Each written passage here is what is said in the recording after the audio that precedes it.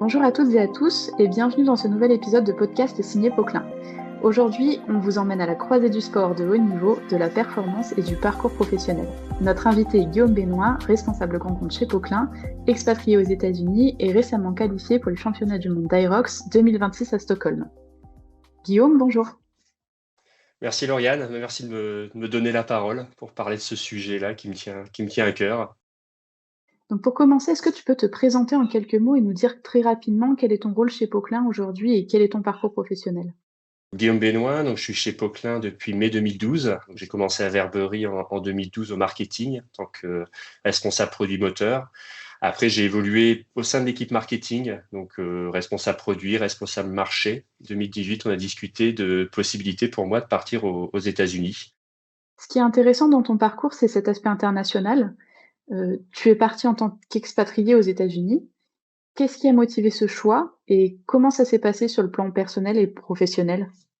Avant d'être chez Poquelin, j'avais travaillé en Suisse. J'avais déjà vécu ça au tout début de ma carrière. Et c'était aussi une de mes motivations pour lesquelles j'étais aussi arrivé chez Poquelin. C'était l'aspect international.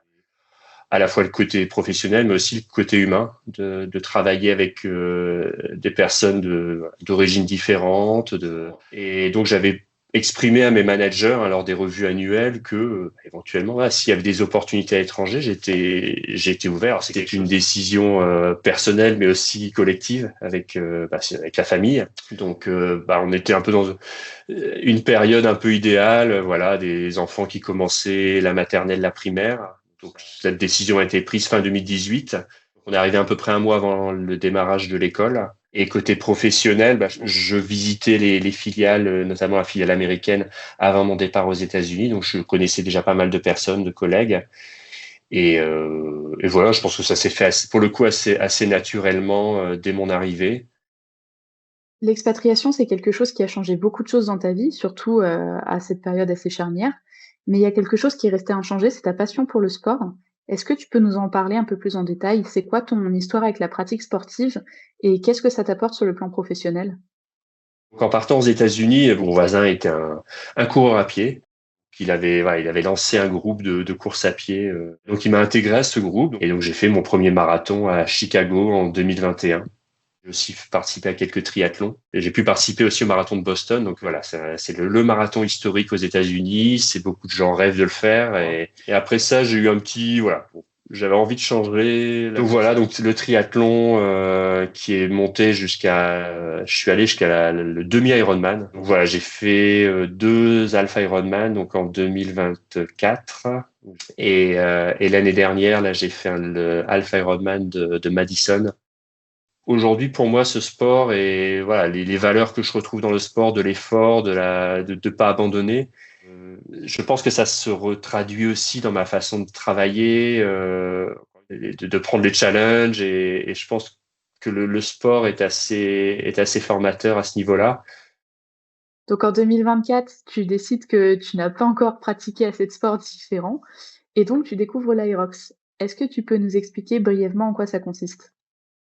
Pour ceux qui connaissent pas l'Irox, il y a les deux aspects. Il y a l'aspect course à pied, donc c'est 8 fois 1 kilomètre, donc qui sont souvent en intérieur. Et entre ces segments de 1 kilomètre de course à pied, forcément, il faut aller le plus vite, il y a ce qu'on appelle des stations assez fonctionnelles. Alors, on ne demande pas forcément de technique. Donc, la première station, c'est le ski erg. C'est comme des rameurs. Donc, on tire sur une ficelle avec un certain poids, sauf que le ski erg, c'est vertical. Donc, on a couru, on a fait le ski erg, on recourt 1000 mètres. Et derrière, on vient pousser un chariot, donc un sled push, donc en fonction des catégories, plusieurs poids, mais on va dire autour des 100-150 kilos. Donc on vient pousser sur 50 mètres. Une fois qu'on a terminé, là on a déjà les cuisses qui ont déjà pas mal travaillé. On recourt 1 kilomètre, on revient sur un sled qu'on vient tirer cette fois-ci, donc avec une corde, pareil sur 50 mètres. Recourse de 1000 mètres. On a une quatrième station qui sont les burpee broad jump. Donc en fait, burpees, on se met à plat, on se relève et on doit faire un saut de grenouille. Et on doit faire une certaine distance à réaliser, qui doit être de 80 mètres. On recourt 1 kilomètre. On a la 5e station qui est le rameur. Là, il faut faire 1 000 mètres. Donc, 1000 mètres. La station numéro 6, c'est ce qu'on appelle le farmer carry. On a 2 poids de entre 25 et 30 kilos dans chaque main et qu'on doit porter. C'est comme si on portait des packs d'eau. Donc là, c'est sur une distance, je crois que c'est 200 mètres. On court. La 7e station, ce sont les fentes. On a un poids, donc c'est un sac de sable entre 20 et 30 kilos en fonction qu'on a sur les épaules. Et on vient en fait mettre le genou à terre et faire un pas. Et donc on arrive à la fin, on recourt 1 kilomètre, on termine par ce qu'on appelle les wall balls, une balle de 6 à 9 kilos que l'on a, donc on fait un squat, donc on vient plier les genoux et après on se relève et il faut lancer cette balle sur une cible et la récupérer 100 fois. Donc là, autant dire que c'est vraiment la dernière station, c'est peut-être la plus dure et c'est là où il y a le plus des gens qui explosent, qui n'arrivent pas à terminer. Et voilà, donc c'est un sport qui m'a attiré. C'est un sport qui a l'air très complet et très intense. Et donc, tu t'es qualifié cette année pour le championnat du monde en juin à Stockholm. Comment t'es arrivé à ce niveau? C'est quoi ton parcours dans l'Irox? J'ai commencé ma première course en avril 2025. Donc, c'était à Miami, ce qu'on appelait en charge open. Donc, c'est les charges les moins lourdes, on va dire. Et la surprise, c'est que j'ai gagné, en fait, sur ma catégorie d'âge. J'ai terminé 8e au classement général sur cette catégorie. Et quand on termine premier de sa catégorie, on reçoit un mail disant qu'on est qualifié pour le championnat du monde. Le championnat du monde était à Chicago l'année dernière. Donc, c'est à 1 heure et demie de chez moi, ça demande pas une organisation logistique énorme. J'ai dit, bah ouais, ok. Donc, ça, c'était une expérience assez intéressante. Et donc là, par contre, les poids étaient un peu supérieurs. Donc, je disais, mon premier Irox, ça a été fait ce qu'on appelle en charge open. Donc, c'est les poids les moins lourds. Sauf que le championnat du monde, il n'y avait pas le choix. Il y avait que la charge pro. Donc, la charge pro, faut se dire, c'est le sled push, on passe de 150 à 200 kilos à pousser. Les sled pull, on passe de 100 à 150 kilos à tirer, les sacs de sable de 20 à 30 kilos, le farmer carry, c'est 24 à 32 kilos. Donc voilà, il y a quand même, c'est pas du tout le même sport, la même catégorie. Donc quand j'ai fait le championnat du monde à Chicago, donc la 2e station qui est sled push, je me suis blessé. J'ai pincé un nerf au niveau de ma main gauche. Ce qui fait que je ne pouvais plus, j'avais perdu ma mobilité en fait. Donc ma main restait pliée, je ne pouvais plus l'ouvrir. J'ai réussi à peu près à tout faire et jusqu'à la dernière station qui était donc le wall ball, donc cette grosse balle qu'il faut lancer et récupérer. Et là, avec une main qui s'ouvre pas, c'est pas facile. Donc, j'ai fait à l'époque, c'est 1h20, qui est pas si mal que ça par rapport aux difficultés que j'ai eues. Je me suis dit, bon, allez, je vais pas rester sur ce demi-échec et je me suis réinscrit à l'Irox de Chicago et j'ai fait cette course et ça s'est bien passé. Voilà, j'ai terminé, donc j'ai fait un peu moins d'1 h 5 minutes. J'ai terminé 3e de ma catégorie, mais avec le système, voilà, les 2 premiers devaient déjà être qualifiés, donc on m'a reproposé de participer au championnat du monde, donc qui ont lieu en Suède au mois de juin, donc à Stockholm. J'ai dit OK, donc pour revivre cette expérience et puis pour espérer faire cette fois sans être blessé, terminer une bonne place. Tu as un nouveau challenge en perspective et une belle revanche à prendre. Comment tu t'y prépares? À quoi ressemble ta routine aujourd'hui? En arrivant aux États-Unis, au départ la course à pied, le triathlon et maintenant l'Irox, je suis plutôt passé autour des 8-10, parfois un peu plus vraiment dans les périodes de pic de préparation.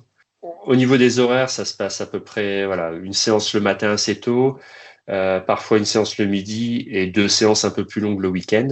Et avec l'Irox, on va dire, je m'entraînais beaucoup au triathlon jusqu'à l'été dernier. Là, maintenant, je suis depuis, je sais que je suis qualifié pour les championnats du monde de Stockholm. Là, j'ai plutôt axé ma préparation Irox. Alors, je garde des sports, on appelle les sports portés, notamment le vélo.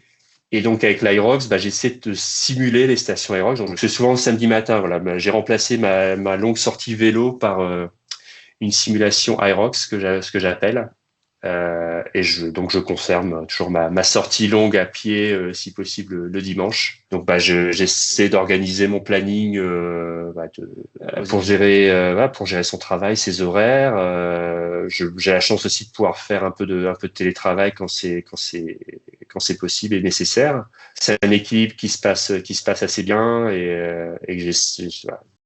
Donc on peut parler d'une routine optimisée au maximum, alignée avec à la fois tes objectifs sportifs, personnels et professionnels. Et avec tout ça, tu arrives dans quel état d'esprit au championnat du monde? Alors, mon objectif, c'est de terminer la course, pas blessé, donc quelque part d'exprimer mon potentiel, si on peut le dire ainsi. Ma course aura lieu le vendredi 19 juin.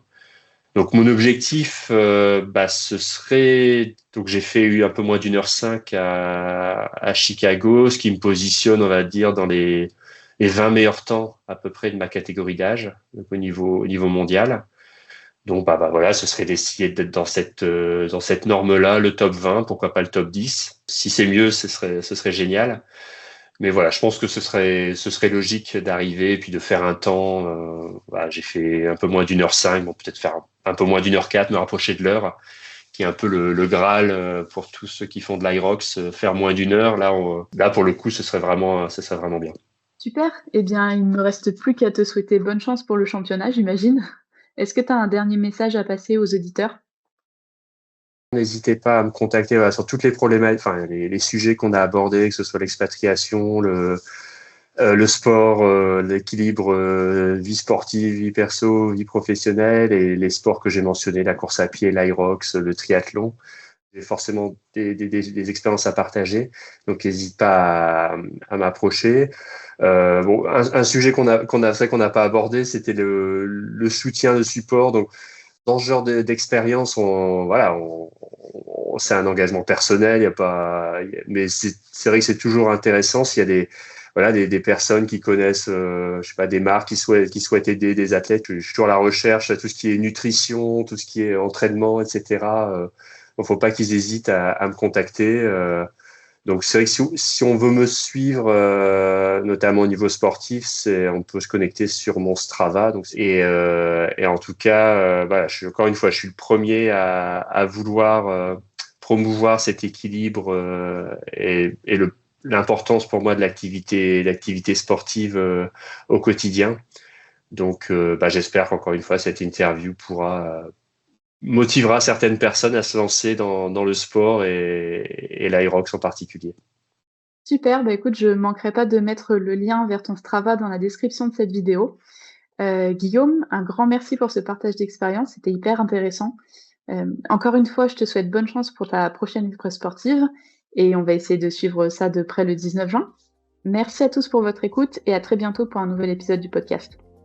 Merci, je vous tiens au courant. Et puis n'hésitez pas suivre à part donc le 19 juin, normalement, je donnerai quelques informations sur les résultats, sur ceux qui sont intéressés.